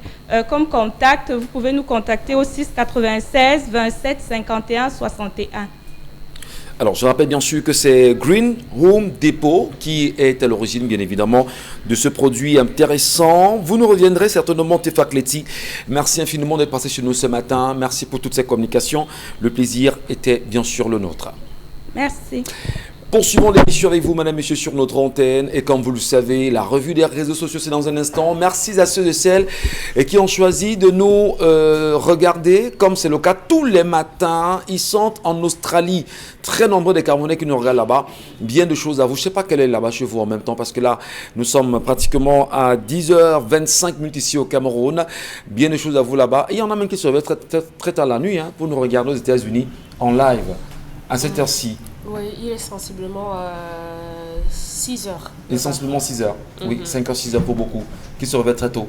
Merci à vous. La revue des réseaux sociaux, qu'est-ce qui a fait la une? Dominique Pengou, vous avez regardé l'atoll pour nous en réalité? Oui, Michel. Alors, bonjour ce matin à tous les téléspectateurs. La revue des réseaux sociaux de ce mercredi 9 juin 2021, c'est vrai. On va commencer avec le grand scoop de la toile depuis hier avec cette vidéo, la gifle anti-macronique. Voilà comment on l'a intitulé entre guillemets. Alors, la toile? Oui, la toile avec les commentaires. Alors, ce matin, hier, le président français Emmanuel Macron a reçu une gifle de la part d'un homme. Hier mardi, lors de son déplacement dans la Drôme, qui est un département situé au sud de la France, à l'issue de la deuxième étape de son tour de France de territoire. Donc voilà, maintenant la vidéo qui a été authentifiée et certifiée sur les réseaux sociaux et confirmée par l'Élysée. La vidéo qu'on peut tout simplement, avec le concours de la réalisation, observer via le petit écran. Alors dans la foulée, 2 personnes ont été interpellées et naturellement ont été placées en garde à vue avec des chefs d'accusation tels que violence volontaire sur personne dépositaire de l'autorité publique. Alors cette interpellation naturellement a fait l'unanimité, principalement de la part des adversaires politiques en France également et des hommes bien reconnus. On peut également voir après la vidéo, on peut voir les réactions de ces personnes telles que Marine Le Pen, qui est la présidente du Front National, qui a réagi sur son compte Twitter, si on peut regarder en image, justement avec les dits de Marine Le Pen. À la suite de Marie Le Pen, en attendant la réalisation, on a également Jean-Luc Mélenchon qui a également réagi. Il serait outré d'entendre appeler Mélenchon. On sait bien que c'est un opposant très farouche. En même temps, les gens, d'abord François Hollande. François Hollande également, qui a posé un mot sur cette interpellation, ou également sur cet agissement de ce citoyen français. On a Marie Le Pen également qui dit « Il est inadmissible de s'attaquer physiquement au président de la République. Je suis la première opposante à Emmanuel Macron, mais il est le président. On peut le combattre politiquement, mais on ne peut pas se permettre à son égard la moindre violence. » On a également Jean-Luc Mélenchon, voilà, député français. Vous arrivez enfin. Et voilà, cette fois-ci, vous commencez à comprendre que les violents passent à l'acte. Je suis solidaire du président. François Hollande, ancien président de la République française, qui a également aussi donné son point de vue sur sa page Twitter, et on va citer également. Il y a aussi le président de la République sénégalaise, Macky Sall, qui a intervenu. D'ailleurs, je pense que c'est le seul président, c'est l'unique président africain à avoir réagi face à cet incident. Voilà, ce matin. Voilà. Mais ce qui est quand même curieux, c'est que lorsqu'il a réagi rapidement, les Sénégalais sont sortis également sur les réseaux sociaux hier, dit enfin le fils a envoyé des condoléances ou des messages sympathiques au père. Et nous saluons bien sûr le peuple sénégalais qui nous regarde bien évidemment sur le canal 303, bien sûr du canal du Bouquet Canal 7. Merci à vous, le Sénégal. Alors, la question aujourd'hui, bon, Bengan, de Nabris et de Dominique Audrey, il y a des Camerounais quand même, moi je vais saluer quand même, on va dire, l'ingéniosité des uns des autres qui pensent que c'est une histoire montée pour détourner l'attention des Africains, détourner l'attention du monde sur les problèmes cruciaux qui nous animent. Notamment, on sait qu'en ce moment, la France est en train de perdre la République centrafricaine. La France peut perdre, bien sûr, le Mali aujourd'hui. Eh bien, vous croyez quand même à cet instant où les Camerounais, où les Africains pensent que c'est un montage savamment conçu pour détourner l'attention des Africains sur les problèmes cruciaux en sol africain? Non, ce n'est pas vrai. D'abord, Macron est en tournée dans son pays. Il ne parlait pas de l'Afrique, il parlait de l'ouverture des restaurants, des bars et des hôtels. Il n'y avait rien d'africain là-dedans. Rien du tout. Donc, ça, c'est un bon indent. Deuxièmement, ce n'est pas un montage. D'abord, il a été surpris lui-même. Vous voyez comment il a surpris, il voulait prendre la fuite. Il a fallu que sa sécurité rapprochée le ramène et il continue en lui donnant les assurances nécessaires que ça ne pourrait plus arriver. Donc, je ne pense pas. Alors, lorsqu'un président français veut prendre, il l'a fait dernièrement. Ils ont les relais locaux ici. Il n'a pas besoin d'arriver au Cameroun pour que le président Paul Biya s'ouvre. Son ambassadeur s'occupe de ça. Bon, maintenant, un coup de fil, à, je ne sais pas moi, à Ouattara, à tel, ils vont se ranger. Donc, c'est pas ça, on n'a pas besoin de faire ça. Alors, mais tout le monde condamne, c'est le président de la République, représente l'institution, les dépositaires d'un certain nombre de choses. Il y a des actes qu'on ne fait pas au président de la République. Alors, ce Français, puisqu'on l'a regardé et puis on a suivi l'actualité depuis hier soir, risque d'avoir 45 000 € d'amende et... Ils sont deux. Oui. Celui qui a filmé et celui qui a giflé. Mais tout le monde filmait quand même. Non, on a même BFM TV qui filmait finalement, sans sérieux. Celui qui a crié derrière Abat la Macronie. Ils étaient deux. D'accord. Oui. Donc pour avoir dit Abat la Macronie, on va quand même... Bon, si il est inculpé pour avoir dit Abat la Macronie, ça c'est une chose. Mais pour filmer, tout le monde avait un téléphone quand même. C'est son accompagnant qui a été arrêté. Voilà. Donc, ils ont programmé ça tous les deux. Oui, mais ce qui est à relever de mon point de vue, c'est que au moins il va passer au tribunal normalement. Oui.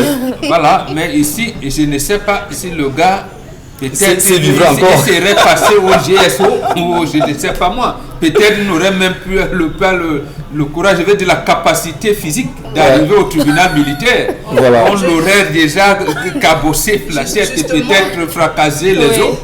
Et en parlant même de coup d'État, de certain nombre de choses. Donc en fait, ici au moins on intègre que le citoyen peut être fâché, mais il y a des limites qu'on ne franchit pas. Très bien. Dominique Pengou voulait rajouter quelque chose rapidement. Je voulais rajouter justement, cela nous aligne derrière cette assertion du Premier ministre français Jean Castex qui a dit c'est la démocratie qui est visée.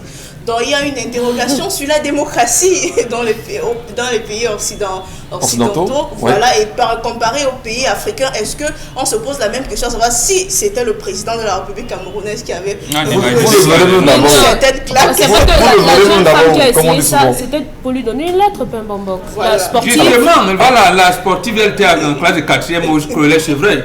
Simple lettre qu'on avait tendue, vous avez vu, elle a tout perdu. Alors, je voudrais dire, Dominique, Donald Brice-Kamgang, c'est pas la première fois que les présidents vivent des réalités comme ça en Occident. On a eu des présidents en France qui ont été enfarinés, ceux qu'on a jeté des tomates, des œufs pourris. Oui. On a même vu aux États-Unis à un moment donné, avec George Bush qui a reçu une chaussure. Alors, est-ce que d'un journaliste iraquien à cause d'une parole. Est-ce que c'est dit justement que c'est des scandales, c'est vrai, mais c'est récurrent chez eux. Chez nous, ça peut sembler être anormal, inimaginable, mais chez eux, c'est normal. Oui, effectivement, c'est un acte qui est certes rare en France, mais qui n'est pas inédit. Vous l'avez rappelé, je rappelle que le 23 juin 2010, Sarkozy a reçu va te faire enculer, connard, d'un citoyen français. On va prendre les thèmes quand même à l'antenne de Nabrice. Disons simplement qu'il y a des propos assez... En 2011, le même Sarkozy a été agrippé à la veste par un citoyen. En 2002, avant lui, Jacques Chirac a reçu des crachats d'un citoyen français. En 2002, toujours, Jacques Chirac, encore lui, on a failli l'assassiner, y compris le président français qui a subi les agressions les plus graves, c'est même De Gaulle dans les années 60, entre 61 et 65. Il a failli recevoir une balle d'un citoyen lors d'un défilé militaire. Donc, ce sont des actes qui se repèrent. On ne reviendra pas sur les agressions des chefs du gouvernement, de ministres. Mais il faut condamner au moins ce qui s'est passé en France hier. La première chose qu'il faut condamner, un acte d'agression, que ce soit sur un chef de l'État ou un citoyen ordinaire, c'est quelque chose de réprimandable par la loi. Je pense que la disposition des codes pénaux dans tous les pays du monde condamne la violence. Cela étant dit, je pense que ça traduit aussi la réalité de l'exercice du pouvoir dans un certain nombre de pays, notamment des pays ouverts comme la France. On sait que Emmanuel Macron aujourd'hui est en difficulté en termes de popularité en raison de sa gestion controversée de la crise à coronavirus. L'homme qui s'est attaqué ainsi à lui, on a essayé de voir quel est son parcours. Il n'a pas d'antécédent avec la justice, mais il est apparenté au gilet jaune en France, mais aussi à l'action française, qui était un mouvement politique né dans les années au XXe siècle. Donc, c'est la manifestation de la réalité de l'exercice du pouvoir. Et je rappelle que les incidents, les agressions dont je viens de faire cas, des anciens chefs d'État, des anciens membres du gouvernement français, Les personnes qui ont été arrêtées ont été normalement jugées pour outrage à président de la République, condamnées avec sursis, c'est-à-dire ils ne vont pas en prison, on les condamne avec sursis, c'est-à-dire au cas où ils répètent les mêmes actes, c'est là où ils iront en prison. Pour certains, ils ont été condamnés à des travaux d'intérêt général. Merci beaucoup, Donna Brice. Dominique Audrey, votre commentaire sur ce qui s'est passé. Mais quand on est en plein Covid-19 en France aussi, non? Pourquoi le président n'a pas créé l'écart? Non, ils avaient Il y avait des masques. Non, mesure barrière, il avait son masque quand même. Est-ce qu'il vient saluer en pleine Covid-19? Est-ce que le président français est en mal de popularité au point de tout faire aujourd'hui pour reprendre la main vers ces populations? Je crois qu'en politique, c'est ça qu'on appelle campagne de charme. Pourquoi pas? Si je ne me trompe, il est en train de... Je crois que la semaine dernière, il était dans le Lot. Et cette semaine, hier, il était dans le Drôme pour rencontrer les restaurateurs. Mbomok l'a dit, il est question de relancer l'économie de ce côté-là. Et aujourd'hui, il va aller à Valence. Donc, c'est un programme qui est déjà préétabli. Il est question de se rapprocher des différents producteurs, des opérateurs économiques pour des discussions. Maintenant, on ne va pas faire comme si, quand on dit mesure barrière, il n'y a pas de petits écarts. Des écarts, il y en a. Malheureusement, il y en a. Et aujourd'hui, il a laissé exposer ça, que même si ils nous disent que voilà, corona, mesure barrière, machin, mais au moins, il portait un masque. Très bien. Ça, c'est visible. Son masque était noir.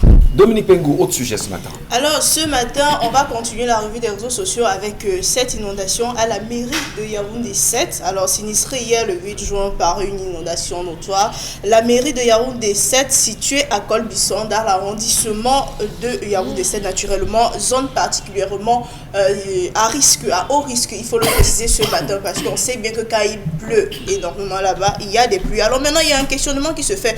Pourquoi autour de la mairie, il y a une insalubrité notoire qui est remarquable via les images? Les mesures qui ont été prises par le patron des lieux ou le maire Augustin Tamba, est-ce qu'il y en a? Le bilan connu des dégâts, est-ce qu'il y en a? Puisqu'on sait bien que la mairie, c'est un lieu où sont conservés beaucoup de documents officiels, sont conservés des choses qui ne sont forcément pas dupliquées. On sait bien que le système informatique au Cameroun est un peu en retrait avec peut-être la conservation numérique des actes de naissance, la conservation numérique des actes de mariage, aussi des documents qui peuvent parfois effacer le citoyen camerounais. Alors maintenant, la protection des documents, est-ce que les mesures sont prises ce matin? On a envie bien de se poser ces trois différentes questions, Michel. Et c'est les questions justement auxquelles Dominique Brice Kangang, vous aussi, vous avez regardé ces images et vous les posez véritablement. Oui, c'est assez symbolique parce que nous sommes à Yaoundé 7. Et vous savez que le maire de Yaoundé 7, Augustin Tamba, est le président des communes et villes unies du Cameroun. Bien sûr. CVUC. Ce lieu s'appelle Carrefour Timi. Je connais assez bien cet endroit. Il y a une petite rivière là. Pas très loin de la maison de l'ancien délégué du gouvernement. Voilà, il a construit là un institut privé d'enseignement secondaire, il me semble également. Qui a aussi été inondé. Je pense qu'il y a eu des travaux d'aménagement à cet endroit. Il y a plusieurs années qu'il n'y a pas eu ce type de débordement des eaux. Lorsqu'on regarde bien, on voit que les ordures, les déchets plastiques sont remontés. Ça a dû peut-être boucher les voies de canalisation et donc les eaux ont débordé. La municipalité a du pain sur la planche et que ce soit Yaoundé 7 ou les autres communes, je pense que les travaux d'aménagement ne sont pas assez avancés que ça. Yaoundé de façon globale, même en centre-ville, il y a souvent d'un avancement. Mais c'est bien que cela arrive. Il faut bien que les mairies... Oui, c'est bien que ça arrive, Momo. Oui, c'est bien. Pourquoi? Pour une chose simple. Avant d'habiter un quartier, on procède d'abord par la voirie, l'installation électrique et d'eau. Et comment vous pouvez dire que celui qui est chargé de procéder à l'assainissement vient lui-même construire dans les marécages sans penser à l'assainissement? Il faut bien que ça leur arrive.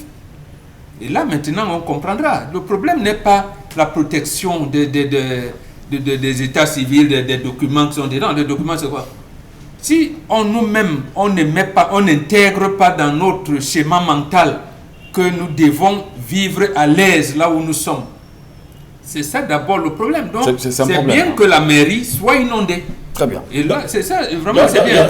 On va voter un nouveau budget pour reconstruire la mairie ou pas? Absolument, il y aura un nouveau budget, mais c'est bien. Mais c'est malheureux que cela arrive, mais c'est bien que ça commence par là. Voilà. Donc, ça commence par eux-mêmes. Oui, ça pourrait accélérer les travaux d'aménagement de Yaoundé. Je parlais de ces travaux qui sont en cours. Il y a un costaud projet, le PADI, le projet d'assainissement de la ville de Yaoundé, avec drainage, l'aménagement du fleuve. Donald Brice. On a très peu de temps. Donald Brice, non. Le projet, ce n'est pas la mairie a pour vocation à procéder aux mesures d'urgence. Il y a un plan sectoriel du gouvernement pour ce que vous dénoncez avec raison, mais il y a des plans d'urgence. La mairie, c'est l'urgence. Comment on construit l'hôtel de ville sans plan de la ville? Incroyable. Sans plan d'occupation de la ville. Merci. On connaît les ruisseaux, on connaît les vallées, on connaît, et on vient quand même mettre l'hôtel de ville dans un endroit quand même. Et sachant ça, ces gens sont à mettre en examen. Voilà. Et sachant que Colbison est un quartier qui est dans l'eau, comment se fait-il qu'à l'approche des pluies, on ne commence pas à nettoyer les alentours? Ce qui est bien dommage, c'est que ça se passe pas très loin du domicile de l'ancien délégué du gouvernement auprès de la commune qui est plutôt bien. Urbaine de Yaoundé, Gilbert Timiévouna, et qui est le président du conseil régional aujourd'hui. Ah ben, autre sujet qui nous interpelle et qui vous parle, Dominique Pengou. Voilà un autre sujet qui a fait jaser abondamment la toile. Selon une nouvelle ordonnance modifiant la loi de finances 2021 qui a été signée le 7 juin dernier par le président de la République, on a donc une augmentation du prix des passeports et qui naturellement quittera des passeports classiques à des passeports biométriques. Alors les passeports quitteront de 75 000 francs CFA, les prix habituels et officiels, à 110 000 francs CFA à partir du 1er juillet. Alors il a précisé ici ce matin qu'il y a carrément toute une procédure d'enregistrement et de délivrance des passeports dont je vais me permettre, Michel, si vous m'accordez le temps, de pouvoir les énumérer. Alors maintenant, le pré-enrôlement en ligne à partir d'un téléphone Android ou d'un cybercafé, le demandeur procède à l'ouverture de son dossier sur le site internet de la délégation générale de la Sûreté nationale. Vous me permettez, je vais vous couper un tout petit peu. Hein. Oui. Mais honnêtement, Oui. avant qu'on en arrive là, non, Michel, avant qu'on en arrive là, ils vont nous le dire. Tout le monde le sait, tout le monde lit. Mais concrètement, comment peut-on admettre que dans le Cameroun de Paul Biya, que le passeport passe par enrôlement numérique? Par enrôlement numérique. Dans quel pays? On a quel internet ici? Justement, c'est pour ça. On a quel internet? Depuis ce matin, on n'a pas internet pour commencer. C'est pour ça que j'ai utilisé ce procédé ce matin, parce que je voulais lire et puis vous demander si on aura compris quelque chose de toute la lecture. Tellement c'est long. Ou encore s'il pourra s'y habituer subitement. Tellement c'est là le problème. Ce n'est pas là. Vous voyez, ce n'est pas là. Le véritable problème, c'est que premièrement, depuis 1995, nous avons sous-traité la nationalité, l'identité des Camerounais. D'abord, on l'avait confié aux Espagnols, aux Français et maintenant aux Allemands. Ça veut dire que l'État du Cameroun est en train de dire à ses citoyens, comme vous voyez là, je ne suis même pas disposé à sécuriser votre nationalité. Il ne peut pas. Deuxièmement, je sais que c'est cher, mais tant pis pour vous. Moi, je vais augmenter les frais. Ils n'ont même pas dit qu'en cas de retrait, on peut vous rembourser même la moitié de ce que vous avez.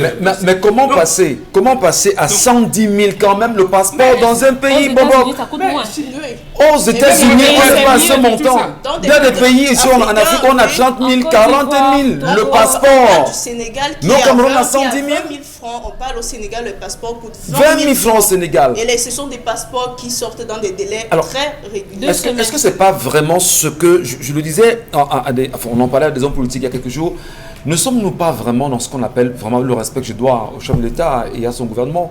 N'est-ce pas le septennat du vol là, quand même? Non, ça commence pas maintenant. Hein?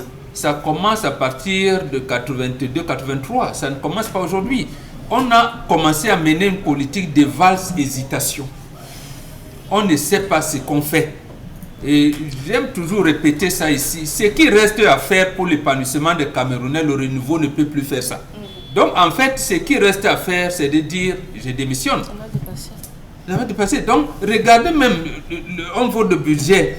On ne veut pas, si on veut confier le marché aux Allemands, pourquoi ne pas voter le budget de l'Assemblée? Parce que le budget de la délégation générale de la Sûreté nationale est voté à l'Assemblée. Ouais. On procède par le recyclage de notre police, l'enrôlement technique, ainsi de suite, ainsi de suite. Et procéder, si c'est les Allemands, au transfert de technologies pour que les policiers camerounais puissent imprimer leur carton, procéder à tout ce qui est nécessaire, ainsi de suite, ainsi de suite.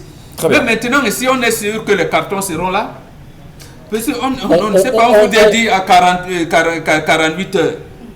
On va revenir sur ce sujet, vraiment, il faut rassurer Donald Bush. Vous me permettez, on va honorer bien sûr nos partenaires, mais ce sujet, on reviendra là-dessus absolument pour en parler. On va revenir sur le process que la DGSN a mis à disposition des Camerounais, puisqu'il va falloir justement qu'on décrypte ce process-là et revoir le problème des prix d'obtention d'un passeport au Cameroun et interroger surtout les députés camerounais. Sont-ils au courant de ce qui se passe? La loi de finances en même temps, il faut bien sûr s'interroger. Qu'est-ce qui a justifié l'augmentation de ce passeport à plus de 35 000 pour arriver à 110 000 aujourd'hui? Alors retrouver Consti Lamine. Il est avec nous ce matin et il a encore en projet de nous parler des 1001 tapis. Consti, bonjour. Alors bonjour Michel Ngatou, bonjour à tous les téléspectateurs de cette émission et bonjour à tous les clients du concept Salaka. Alors comme tous les mercredis, nous sommes encore là avec le magasin 1001 tapis, ce magasin qui est situé en plein cœur de Douala, au quartier Aqua, en face du Palais d'Ika. Dans ce magasin, vous avez des articles de qualité à des prix vraiment dérisoires. Et ce matin, j'ai avec moi une grande nouveauté, c'est un nouveau robot mixeur double. Regardez comment il se présente, il est nyanga, il est stylé, il est vraiment d'origine, il est d'une contenance de près de 2 litres de bol à eau. Vous l'avez donc au magasin 1001 tapis à un prix vraiment très dérisoire. C'est une nouveauté, c'est une innovation. C'est depuis quelques jours que vous l'avez au magasin 1001 tapis. Venez donc le découvrir ensemble. Vous avez également toujours notre bijou qui se vend comme les bouts de pain, ce baffle musical rechargeable que vous retrouverez au magasin 1001 tapis, un prix vraiment très dérisoire. Ça prend la clé USB, ça la radio, ça le Bluetooth, une qualité sonore inégalable. On peut l'utiliser partout, même au village où il n'y a pas la lumière. Ce baffle vous permet de bien danser, surtout que c'est un baffle rechargeable. C'était donc là quelques présentations de nos produits que vous retrouverez de lundi à samedi de 9h à 18h au magasin 1001 tapis. Je rappelle que la double réduction s'achève dans une semaine. Vous avez encore une semaine pour bénéficier de la double réduction au magasin 1001 tapis. Et quand on parle de double réduction, ça veut dire quoi? Le prix que nous allons afficher à l'écran, sur ce prix, nous allons encore faire une réduction sur le prix affiché à l'écran. Nous allons tout de suite démarrer par les tapis de qualité, les tapis pour la maison, les tapis qui vous permettent d'embellir votre salon.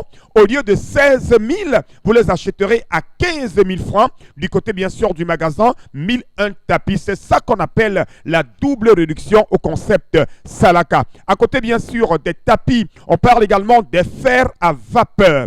C'est un fer à vapeur de qualité. Il est neuf, il est d'origine, il coûte normalement plus de 10 000, mais au magasin 1001 tapis, vous l'avez à 7 000. À l'occasion de la double réduction, vous avez ce fer à vapeur à 6 500 francs. Du côté bien sûr du magasin 1001 tapis. Un fer à vapeur de qualité à 6 500, c'est au magasin 1001 tapis et nulle part ailleurs.